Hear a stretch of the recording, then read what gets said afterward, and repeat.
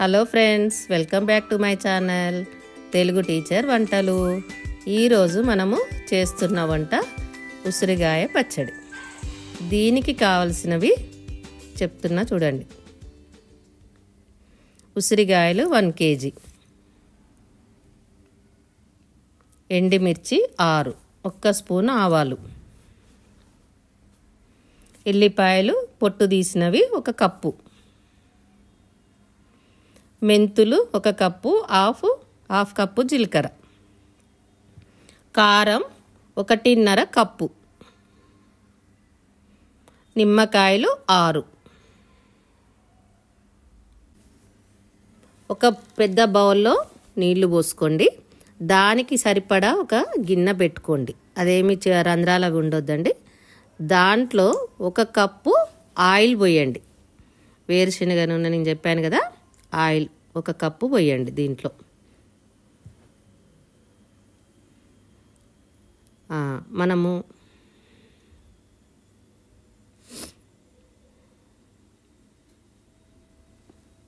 మనము కడిగి తుడిచి పెట్టుకున్న ఉసిరికాయలను దీంట్లో వేయాలి.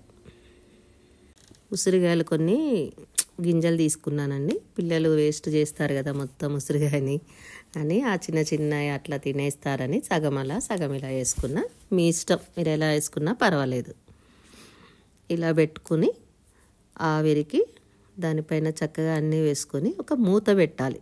దానికి ఏమీ బయటకు వెళ్ళకుండా ఉండే కరెక్ట్ సైజు మూత పెట్టుకోవాలి. ఆ ఆయిల్ ఆవిరితోని ఉడుకుతాయి. వాటిని మనం 45 మినిట్స్ సిమ్లోనే ఉంచాలి.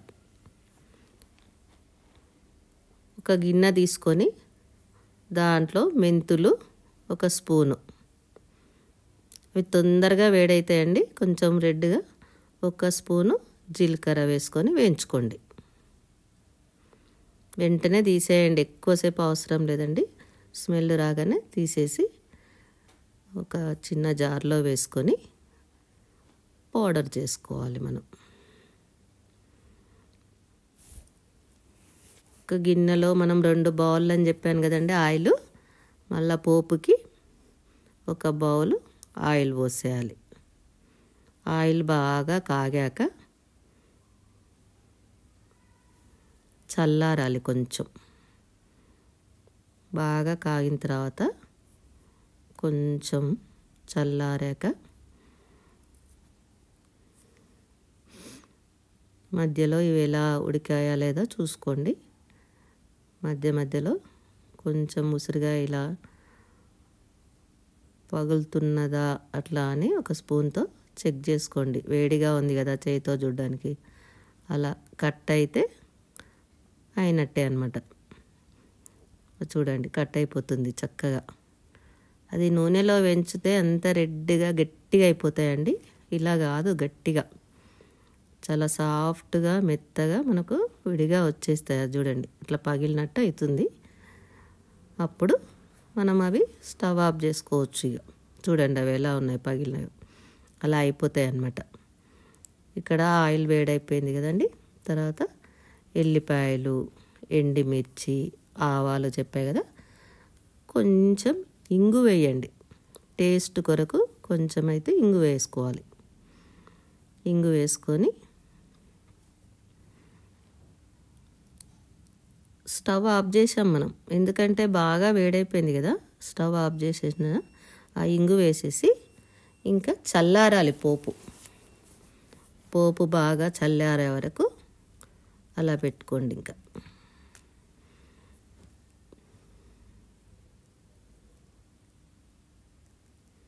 ఈలోపు ఉసిరికాయలు అవి తీసేసామండి. వాటిలో 1.5 ఆ కప్పుతోని 1.5 కప్పులు కారం వేసుకుందాం.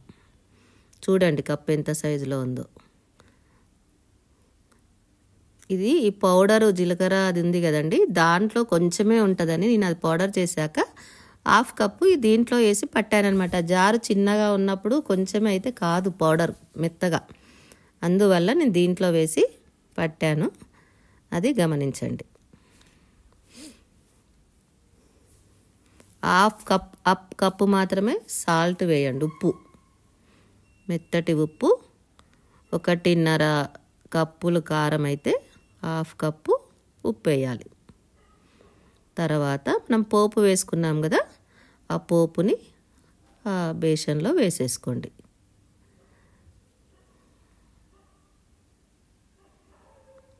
చక్కగా కలపండి, ఒకసారి కిందికి అటు మొత్తం కలిసేటట్టుగా పోపు కలపండి. కొంచెం వేడిగా తగ్గినాకనే గోరువెచ్చగా ఉంది, కాకపోతే చేయితో కలపడం పచ్చళ్ళు కదా అలా అనేసి స్పూన్తో కలుపుతున్నాం. చేయితో కలుపుకోవాలంటే కొంచెం పచ్చడి 1 year 2 years నిల్వ ఉంటుందండి. ఈ సీజన్లో ఉసిరికాయలు చాలా మంచిది, ఆరోగ్యానికి మంచిది, ప్రతి వాళ్ళు తినొచ్చు, అన్ని విధాల వాళ్ళకు బాగుంటుంది.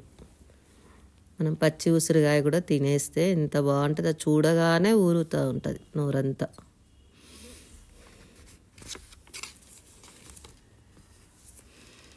ఒక చిట్కా చెప్తున్నా చూడండి. ఈరోజు మనకు పాలు పొంగుతాయి కదండి, స్టవ్ మీద పెట్టి కొంచెం మనం అటు ఇటు పనులకు వెళ్తూ ఉంటాం, ఒక గరిట పెట్టి ఉంచండి దాంట్లో. ఎట్లయినా పాలు స్టవ్ మీద పెట్టినాడు మూత తీసే పెడతాము, సిమ్లో పెడతాము, పొంగి పోతాయి కాబట్టి దాంట్లో ఒక గరిట పెట్టి ఉంచండి.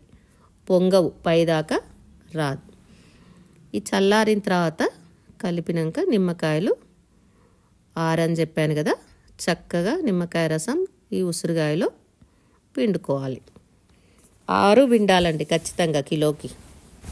మంచి రసం వచ్చే నిమ్మకాయలు బిగ్ సైజ్ తీసుకొని చక్కగా పిండేస్తే కమ్మగా ఉంటుంది, అసలు టేస్ట్ అదిరిపోతుందండి. అందరూ పెడుతున్నారు ఉసిరికాయలు, కానీ ఇలా చేసి చూడండి.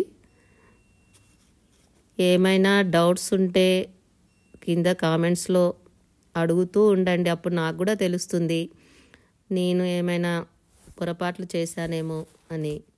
మీ అందరి కోసం నేను చక్కగా పెడుతున్నానండి. Thanks for watching our channel.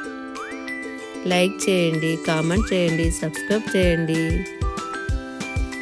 Telugu teacher వంటలు.